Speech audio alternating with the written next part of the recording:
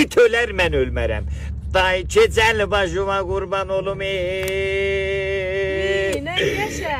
Qardaş sən Allah mənim dərimin qəbrinə bir ağız oxu qoy ürəyimiz açılsın. Nə deyəm, qoy açılsın da. Pulu da nə qədər olsa verirəm. Dəqiqə oğlum, Allah ruzili sandı. Fatihə, gəl yaman. Əründü. Bəli.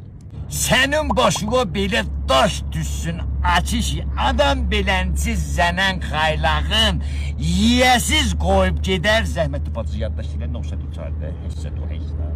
Rəvayətdir ki, belənci kişilər fəut edib gedəndən sonra bizlərə vəzifədir ki, zorun biz çəkək. Oy qardaş, ürəyim açıldı. Allah ürəyi yuvaşsın. Allah ərü fişardan qutarsın. Yəni fişardadır. Pis vəzdə. Nə olar, onda mənim ərimi fişardan qutar. Fişarı çox deyə bacı. Dursun əyiqə fişardan qutarar. Yəni pis yerdə əyləşmişəm. Pis vəzdə. Bacı, məşdi ibada etiqadım var ya yox.